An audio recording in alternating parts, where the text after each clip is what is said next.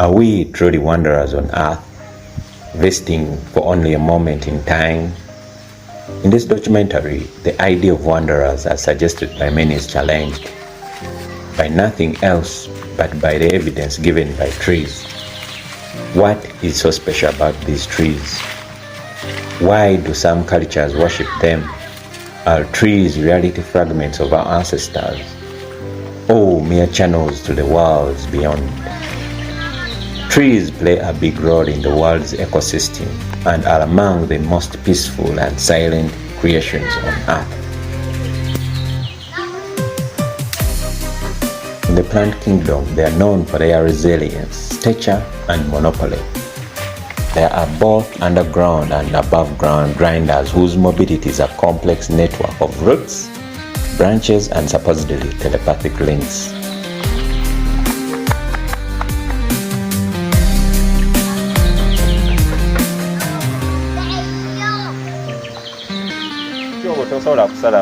Mbaawo togenda kutya mumanda togenda kutyabako nku ate teguvunda tegufa ffena oyo oba omuyembe osobola okusalamu ki amanda ne gusaalawo so olwanyi oba ddamula togenda tolina mulimu gwogenda mumukozesa ate tagenda kufa tabeerawo nga bwolaba ekibumbe ogenda kikozesa ki ekibumbe tegufa kuba guwangalira ddala emyaka n'emyaka notema kati oluyinza otulaba balowoozezawo emyaka gitaka wansi wasatu olwoolaba naye kati saawa yaleero bwe nkugamba nti genda okutemamu amanda oyinza otutemamu amanda egamba nti genda otyabeko enkuku eziri efuli.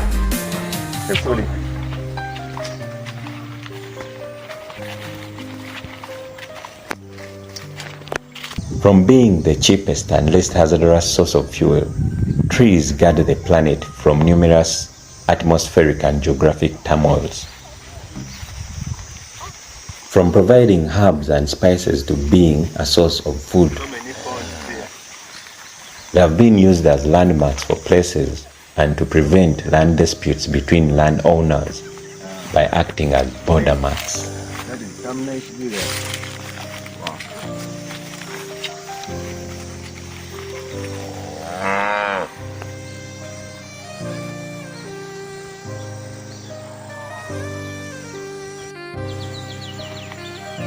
In my quest to connect with sacred trees, I have visited remote and feared places in central Uganda, places that have been worshipped by my ancestors for centuries, places that are even up to date are believed to harbor certain kinds of supernatural powers and are linked directly to the region's existence.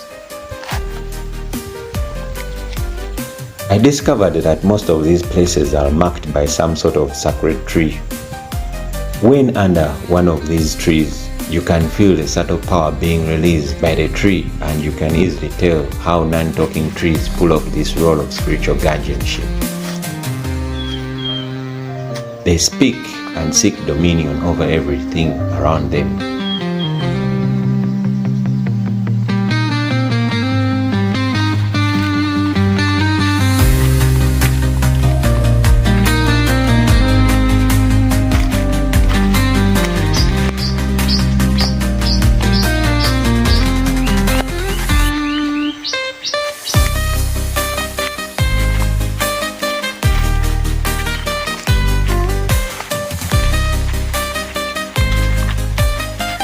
There's a story about creation of Adam and Eve.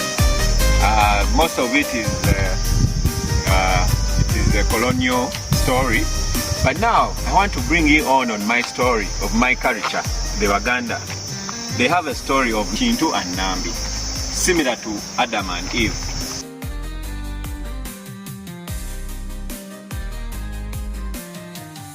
I want to visit these places. A forest which is called Nambi, a forest named after the first Muganda woman to be created by God. The difference is that she didn't eat the forbidden fruit. she forgot the millet in dangerous territories. Nambi is a highly revered figure in Buganda, yet surprisingly, not many people know about a tree named after her. To size down my scope of observation, Mpigi district, not far away from the capital Kampala, is a developing settlement hub, and the demand for land for settlement has left several forests down. You might think these forests have no bargaining power over human settlements.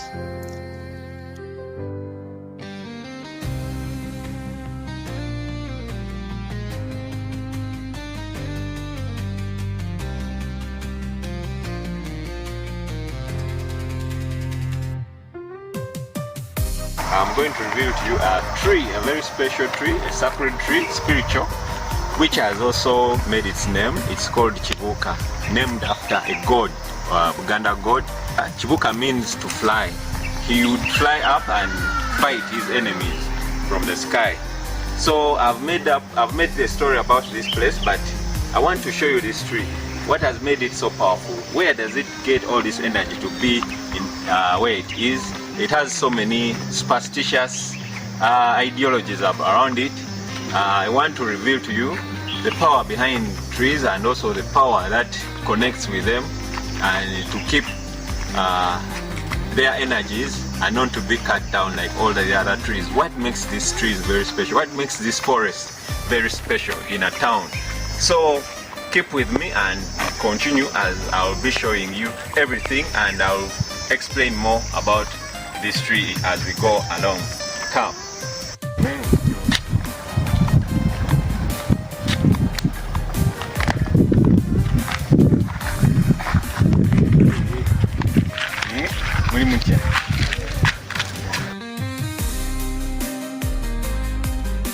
Most times we think forests create savages, but is it the case? Forests rise along with several other dimensions, not defined by only plant life. However, plants play a larger role in supporting the existence of these other dimensions that are either metaphysical or physical. For example, some sounds produced by forests are essentially a profound string in human purification. They trigger higher insights that are ignorantly despised as the bushman's intelligence. I want you to listen to this insect. It makes a very powerful sound. It is always mostly found in forested areas, as you can see this forest. But I want you to listen to that sound. It makes the forest so powerful. Listen.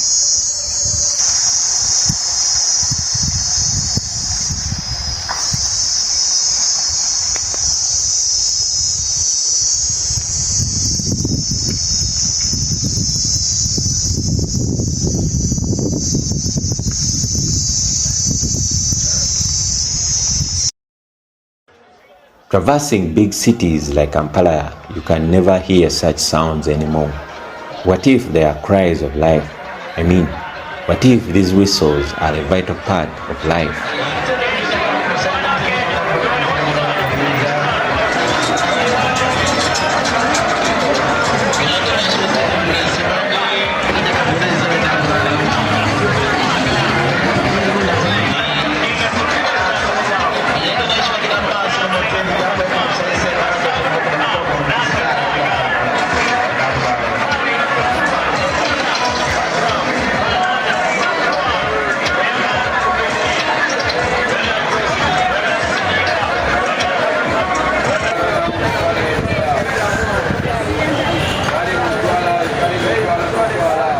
As an initiative by Kampala City Council Authority, KCCA, to turn Kampala green, there is hope to recreate that amazing plant ambience around cities.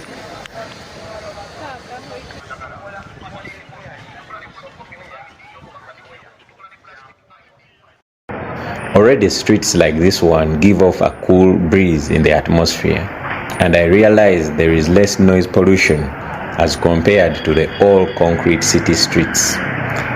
There is something mystical about trees, and we are yet to find it out.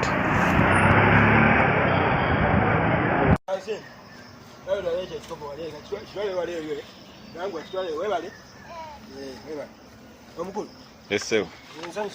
With so much vigilance not to spill sensitive information about these trees on camera, Sempija, my tour guide, accepted my request to tell his side of the story. Ngenda kubulya naye byakyama kwa tebitera kuva waneeno ebiseera ebisinga Afrika bakola ki bemanyiiko engeri gye biri ebyekyama kwa birina ebikusike byabyo era ngenda kugambako ebyo ebitono biweetaaga okukola ki okumanya kuba abantu abamu babiraba mu gundi yaabwe ekitegeera bajja bifuna mu ngeri yaabwe si birungi kuteeka ku kamera si birungi kuteeka ku kamera naye wekansubira ogenda bikwata bulungi ate obukozese otwalemu ebibuka ebyetaagisa guno omujolo wange gwenjogererako guno omuti bateranga kuteeka kuneeno ebintu ebimu nga tutera okusanga kuneeno ebintu ebimu kale nga abantu nga byabuwangwa engeri gye nali omutuusa asobola kola ki bitegeera bulungi naye mukadde waffe ye yalinga abitegeera bulungi lwakuba yavaawo yafa ye yandibadde andowooza akunyolako ekisingakaawo nze nja kugamba bye mmanyiiko.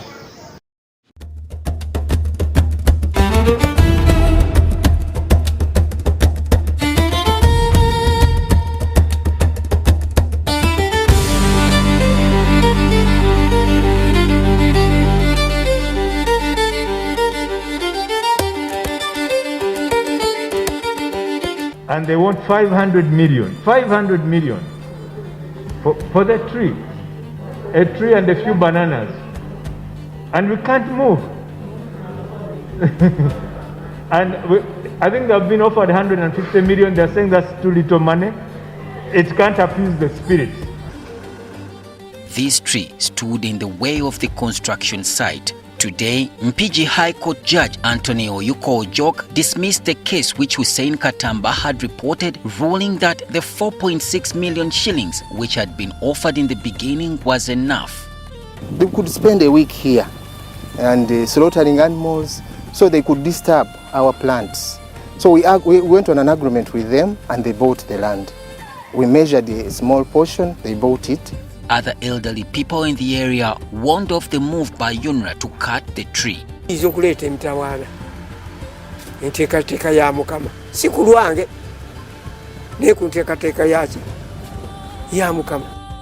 UNRA, this is a victory, though Sophia Namutebi, the head of traditional healers in Uganda, had a warning. Because there were no witnesses, there was no proof or claim that this was indeed a cultural site.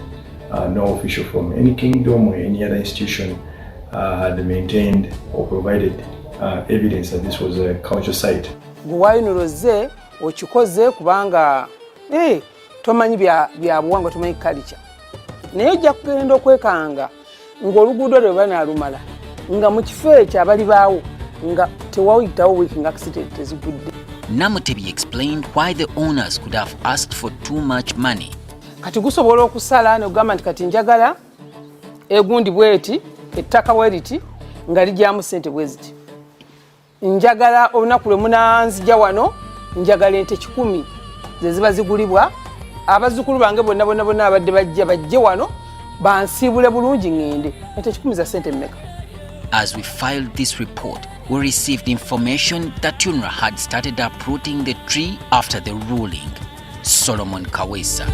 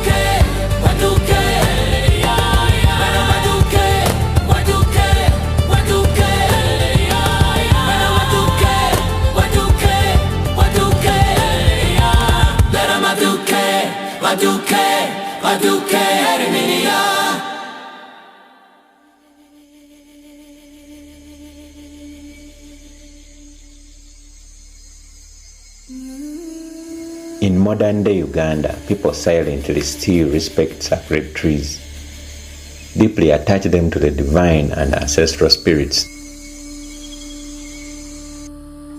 Guno omuti ndi muyimiddeko amaanyi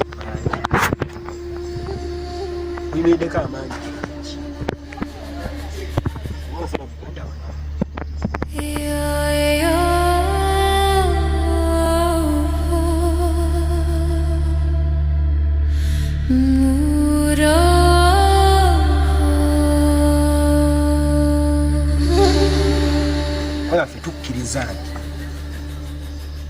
obeera ng'oli w'amaanyi osimba omuti kitegeeza osimba omuti olw'ensonga nti kugenda kusigalawo oba osigadde awo. Now, the science behind worshipping is simply recognizing unfailing commitments fulfilled beyond expectations. This makes it so easy for humans to worship anything around them.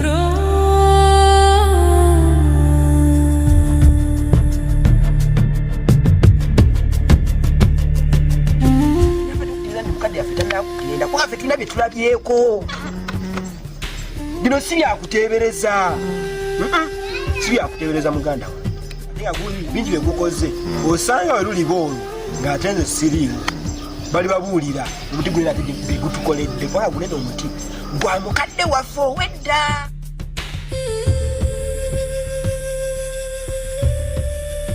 These trees are really vital in a way that they open up dimensions. Now, for example, this tree, the mango tree, is a tree that has been used to open another dimension, which is called the Gala, a location in this area.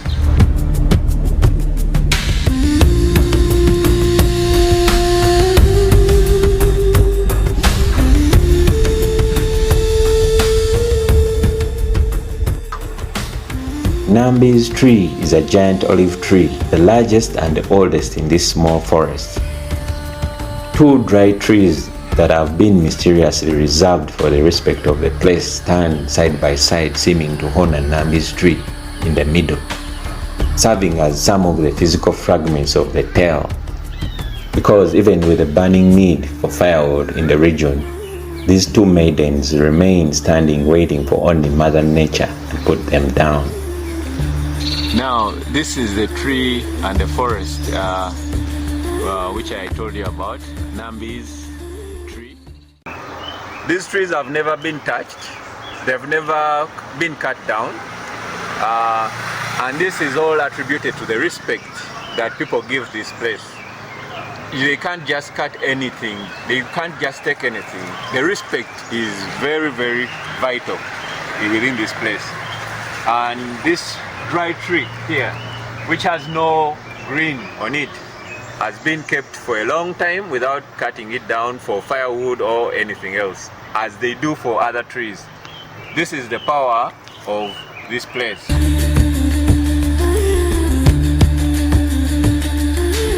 The Buganda war god Chibuka made very unique allies in fighting Bunyoro. Allies that one cannot easily think of to stake their world's interest and life in. A cloud, a tree, a bow and an arrow, and he would solely attack Uganda's enemies, and thus leading the kingdom to many victories.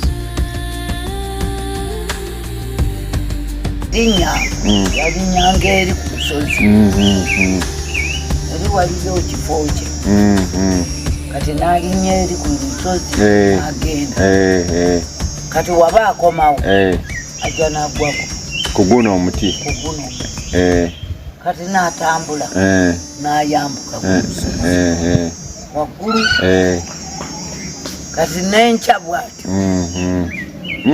naye ekyamutta mukazi ekyo mbadde sikimanyi yakwana omukazi yakwana omukazi gyeyali alwanira kati omusajja n'agamba omukazi omusajja atera okujja n'aka wansi n'atukuba naye omusajja oyo afaanana atya. Mukazi n'amugamba ojja kulaba akale akeeru nga kaliko akantu akaddugavu, oyo yennyini omusajja yatukuba nti kati abanyolo ne bamwetegera kumukuba akasaale. Like in the subverted message in Judas' betrayal of Jesus Christ, Kibuuka's betrayal by the woman also seems to have been a loophole gifted for divine revelation to future generations, rather than how it has been misunderstood as a god's weakness. When you think about this, worshipping trees comes as no surprise when one understands the subversion involved.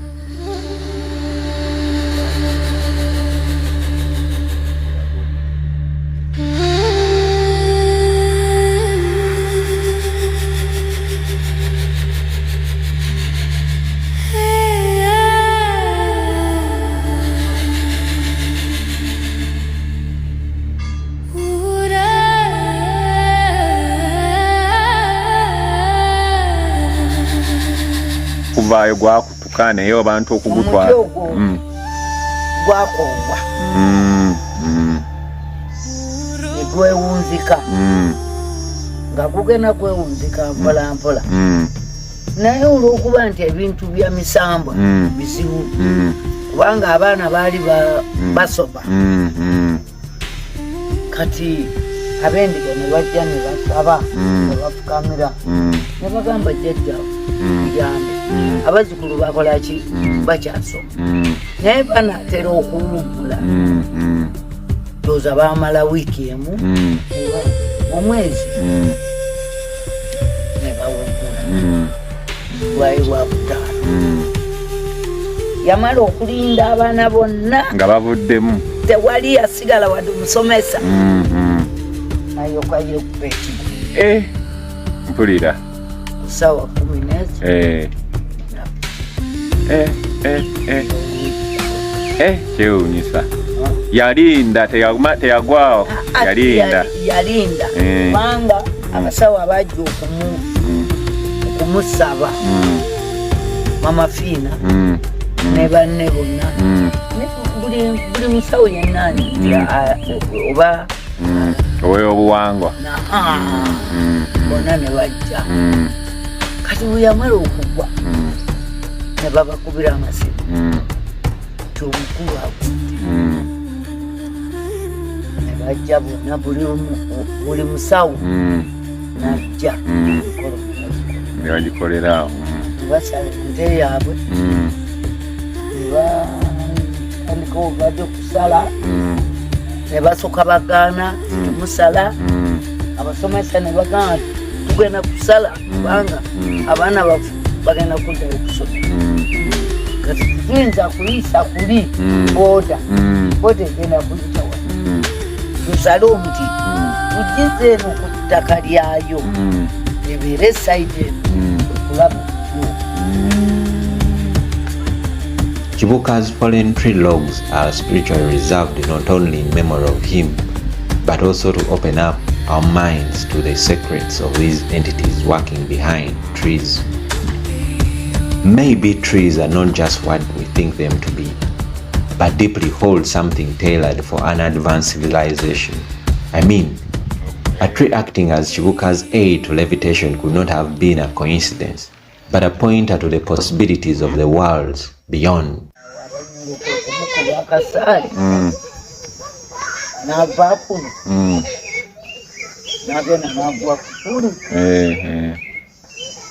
Kati we yamala okugwa Mbale n'agamba Kibuuka yagenda okulwana naye nga tadda kanyambuke ku lusozi ndabe waba gyali n'atajjaako eno.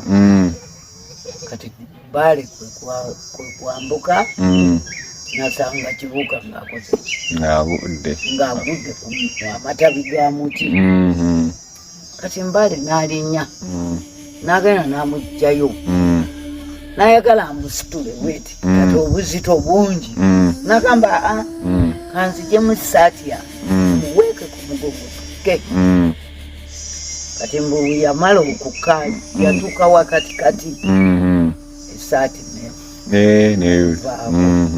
kati kibuuka nagwa naga ate bankubye akasaali ate muzeemuko ntandagira kati wali ekifo kiri bakayita nakatandagira olw'erinnya kibuuka yayogera ati muntandagidde ate ogwokubiri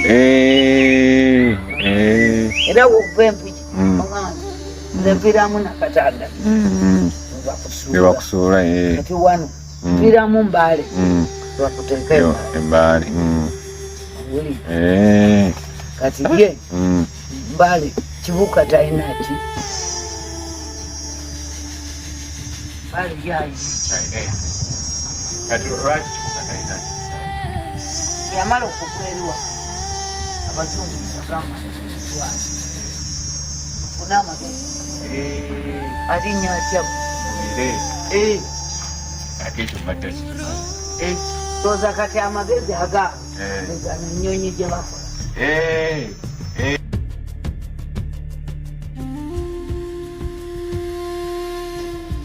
munaye kibuuka yakkiriza enkeera omuti ogwo ki bakusala abantu basobola okufuna eddembe eriyitawo mu eryo kkubo yali asaze muki mu kkubo nga bakkiriziganya enkeera baleeta bisala nga basalaasala muti bamuteeka alina ebingi byesobola kugamba basalaasala muti nga bamuteeka ali mabbali omuti nga guwedde embeera yadda mu nteeko kinyinza okugamba embeera yadda mu nteeko nga biringa ebiri nnono naye nga kale ekyalo kiringa ngaekirina ekintu kyekimiisinze nga owulira nga ekyalo kyonna kyonna tekikyetegeera bulungi oba ofuna oba owulira nga amaanyi gaweddemu mu kyalo naye eyo n'omukulu wetwategeera nti amaanyi ge gakyaliwo tukakasa nti amaanyi ge gakyali waliwo abantu abajja nebakitawo enku nga balowooza bigenze biwedde oba ofuna kuba baali bakyaluyeri nga omuti gukyaliwo kati batandika kutwala nku gana bamanye ekyagwawo neyatwala oluku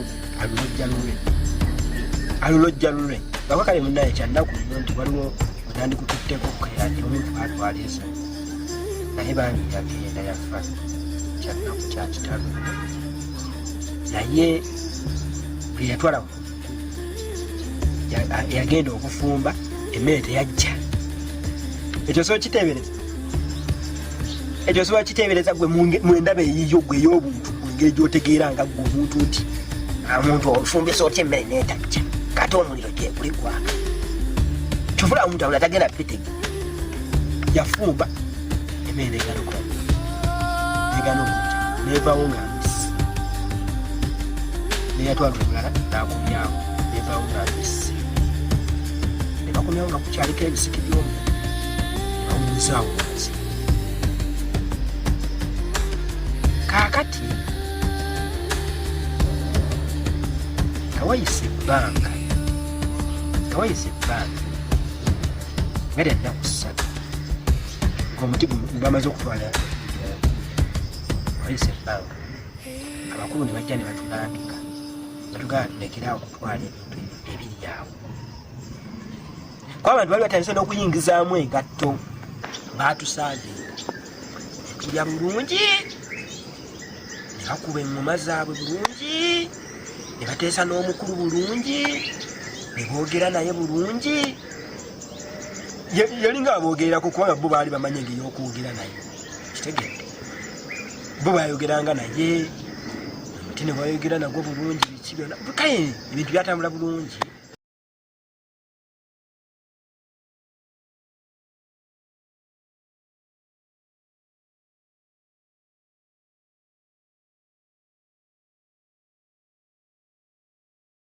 eno nja kukukanga kubanga gye tulaga gy'ogenda wala nnyo wadde okimanyike nti emiti gitambula gitambula gitya kati nebyo tubigenda nnyo wala kuba mbadde nina omuti gwe njagala okunyumizaako ogwa buwangwa omuti batugamba muntu gwo gutambula ekiro era waliwo abaana basomera abagulabako nga gukola ki nga gutambula gubuuka ddoomu yaabwe gugenda okitege nemanya ebijani byo byamaanyi gituliramu ddala abantu ate wali nga waliwo amaanyi omuti gufuuka gw'amaanyi abantu bano bakonekitinga n'emiti nabeera nti bo benyini bejeje emiti ekyo kitatukolako bulabe baali bakkakkamu naye gitukolako obulabe tebaali bakkakkamu bo bwenga bo baali banyiiga egyo emiti tugirabyeko wanene waliwo abachina baali bakola oba wabiwulirako baali bakola oluguudo tractors demuti omuti gwagaana ne baguteeka wansi ne guvaawo nebaguteeka wansi ne guvaawo paka abachina babose omuchina nga womumanyi alinza okulemererwa omuti nga gwamulema baita zimashini zagaana oba onfuna bulungi so sibyakuzanyirako buzanyizi bintu sibyakuzanyirako nti waawo tandike byakuwa kitiibwa just kubiyiga buyizi bikola bitya ate wobirwanisa bikulwanisa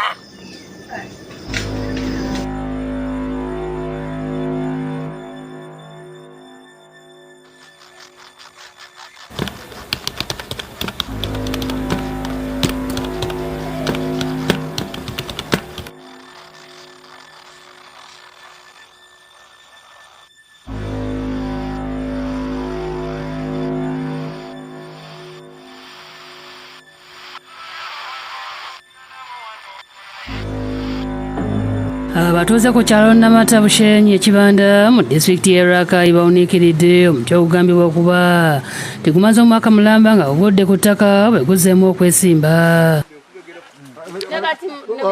Omuti guno guli mu maka g'omutuuze Ronald Gabula ng'abantu beesombye okugenda okugulaba nga kigambibwa nti guzze gubeerako enjuki n'ebisolo by'omu nsiko eby'enjawulo. Naye gututte ebbanga nga weeguli obula kibuyaga buyajja ow'amaanyi n'asuula ebitooke nagwo mwe gwagwira gumala okugwa gumalawo ebbanga muzeeyi agamba kangusala embaawo agusala embaawo bulungi ajjako embaawo zeyali ayagala gubeerawo era gumala akabanga obudde okukya okutuuka ng'omuti gwazzeewo obulambirira nga guyimiridde. Kyokka abantu bafuuse kasobeza ate batandise okufukamirira omuti nga basaba Katonda abakolere bye baagala.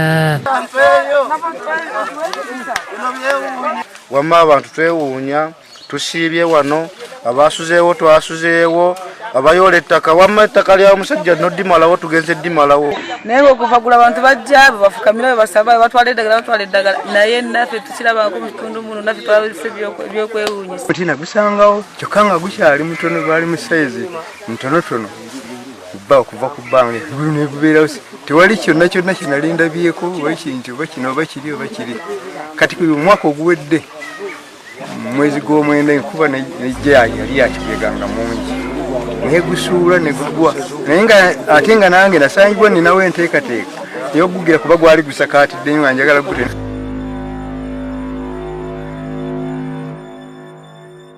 nebibeereddewo era ng'agamba nti byonna bize lwa buyinza bwa Katonda. Ebyo byonna byonna yabiteeka oba oli awo nga kyakuyiga eri abakkiriza kumanya nti Mukama alina amaanyi ge nti ffe kye tuyita ekitasoboka nga yakisobola nti byonna wadde abamu babiyita nti ebyo byamasitaani byaki naye nga amaanyi gonna nze nzikiriza nti Katonda yagalina. Abatuuze okuli John Bosco Mujiga bagamba nti kati balinda kiddako. Era ebyewuunyisa byaze mu kitundu kyaffe tetumanyi kikinaabaawo naffe tulinze bulinzi oba tunaaba tufunye emikisa oba wanaabaawo ekinaabaawo kyonna. Kabanda amyuka ssentebe w'ekitundu kino ategeeza nti bali mu kusoberwa olw'ekituuze ku kitundu kyabwe. Kibaga kuba negusigula negukuba ku ttaka abadde wayiseewo wiiki singa 3 amaze okuggyako amatabi wasigaddewo enduli Ngenzo kukeera ku makya bwasituse. Ku kyalo kino emirimu egisinga gisanyaladde nga n'ababadde balina okugenda mu nnimiro tebalinyeeyo ng'ebirowoozo byonna bibasiibye ku muti. Ngamba kanziye nange ndabe byewuunyisa kuba mbadde sikirabanga kino. Nakwe kujja ndabe nga kituufu omuti gusobola okuyimira. Tasanze guyimira. Alan Nsuboga, omusomesa w'essomo lya geography ku ssomero lya St. Mary's Buye High School e Rakai, awabudde nti okusinziira ku ssomo lino omuti ogugudde ne guvaayo n'emirandira gyagwo tegusobola kuddamu kumera ne gwesimba nga gwali nga gukula, nti kyokka wansi w'ogugwiridde oba beerawo ettaka eddungi erigusobozesa okuddamu okumera gusobola okugenda nga gumera mpolampola ne guleeta n'amatabi, naye nga gwo gwennyini ogwagwa ku ttaka si gwe guzzeemu okwesimba nga guno. Kubanga twandirowoozezza nti omuti gusobola okumerera wansi singa gumala ebbanga nga gugudde era gusobola n'okuzza amatabi, naye omuti oguba nga gwasigukirayo ddala n'emirandira ne givaayo mu geography mbutuufu tubeere tunakiraba.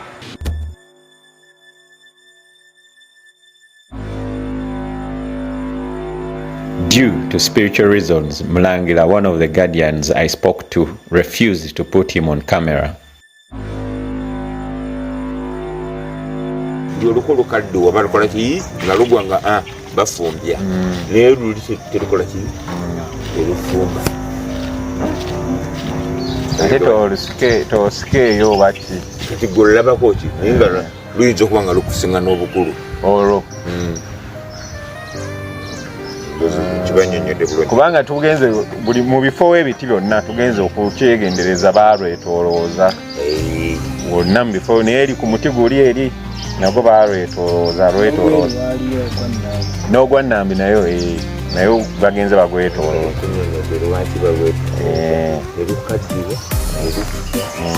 terufumba terukola so nga ate guno omuyembe ogulaba gona bwegugenze guwoguka gwewogola bweguti ne gufumba naye ddoggo olulabyeko lubuli lwekyusa kitegeeza ddamula alamula teri mbuga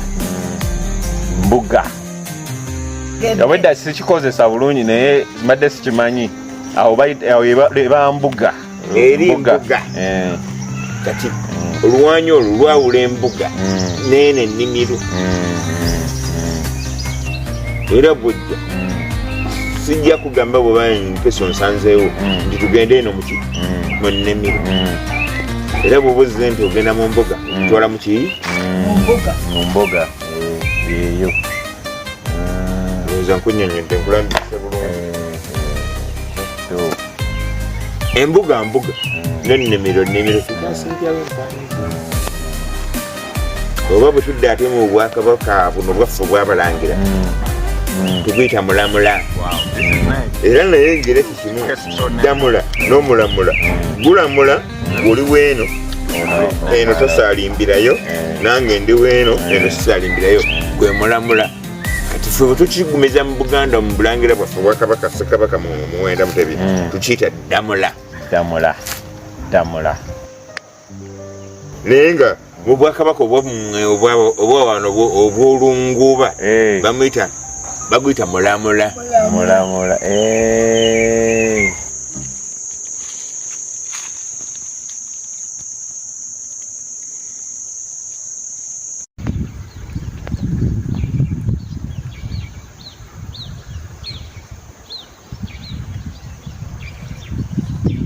This special tree famously called Oluwanyi, but in actuality it is called Damula, as revealed to me by Mulangira, one of the guardians I spoke to.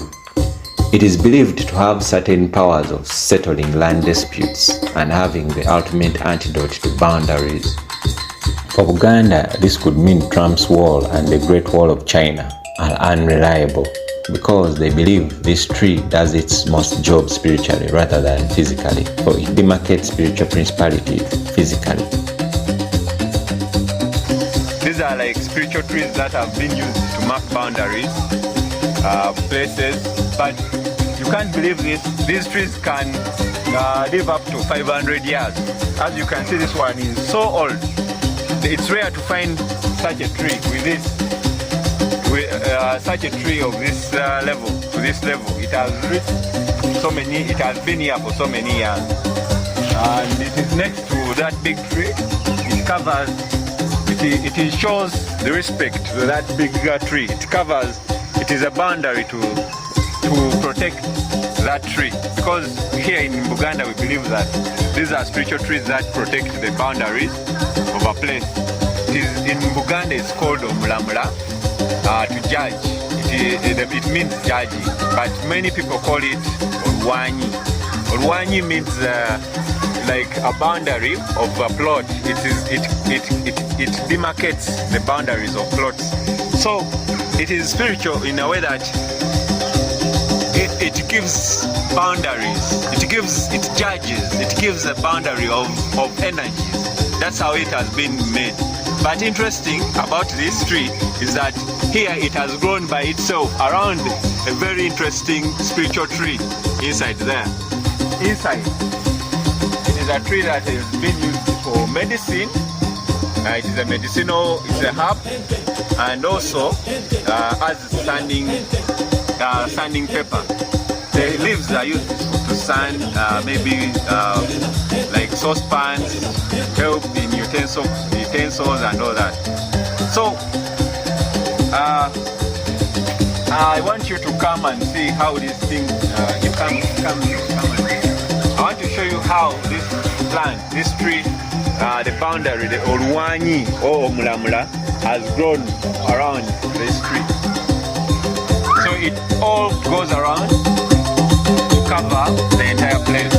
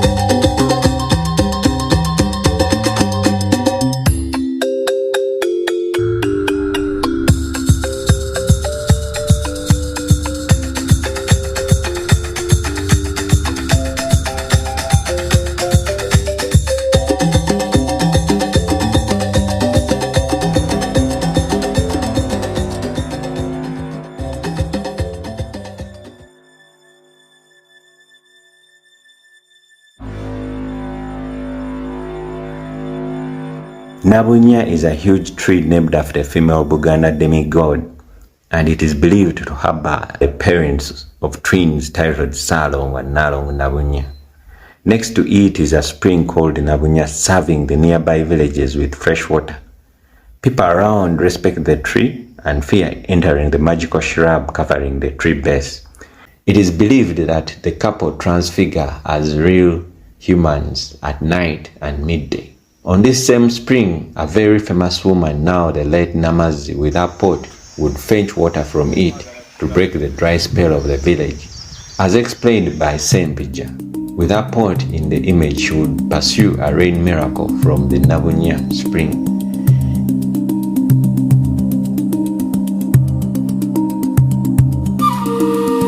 It took me several attempts to overcome the distortions blocking my fists and filming Nabunya. My attempts to break through the scary shrubs covering its base could be termed as ritualistic, but I felt like these were telepathic negotiations with the tree and the entities herbal or honored for its existence.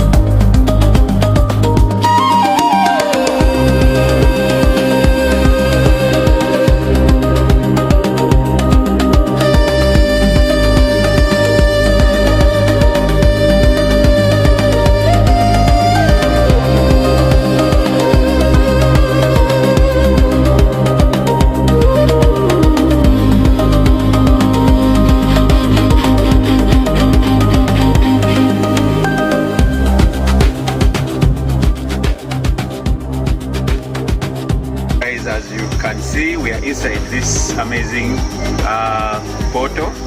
It is all around covered with the creeping plants, and you can only access this base of the tree by entering those plants. It is all closed, enclosed within, but as you can see, it is a very interesting big tree. On it has different trees that have grown on it, and different types of trees have grown on it, plants and animals and insects that live within this tree. Inside, as you can see, it has a hole that enters deep into the tree. It shows that there are creatures that enter and live within, and also humans. There are humans, I believe, who stay around the tree, and as you can see, there is a broom here which has been left here. It is a sacred tree that is worshipped, and only that we have not found people here giving it their respect to the tree, but it is also worshipped. It is a very, very powerful tree and very spiritual, very worshipped and all that. So another thing what I wanted to tell you, there are spiritual plants that have been put around to here in Buganda.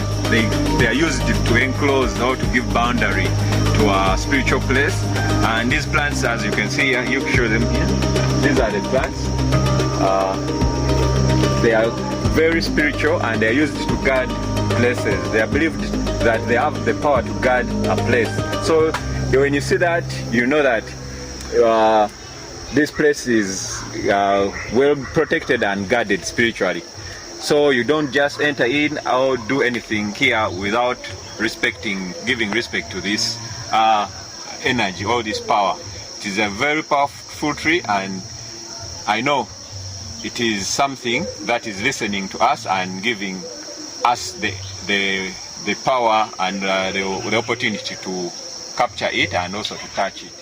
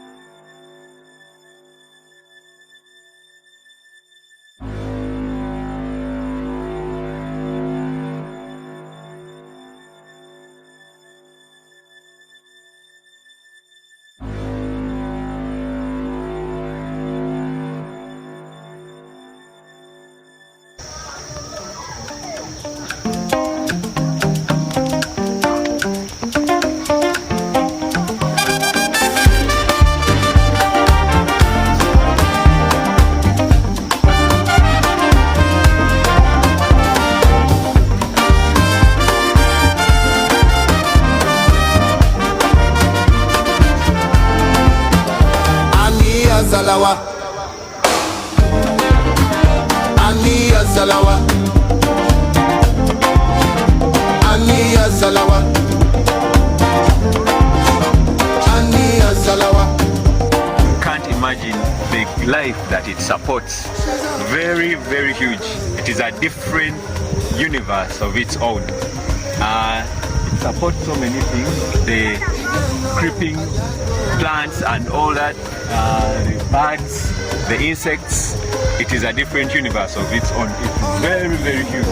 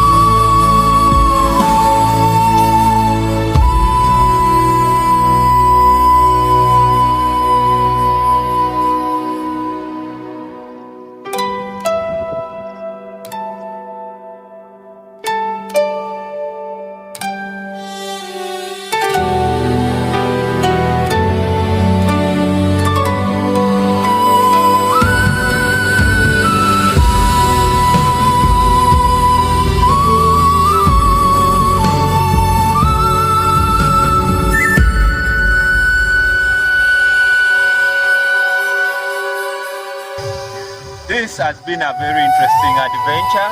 We have seen different trees, their energies and their powers. These are trees that have been here for decades and trees that have stayed spiritually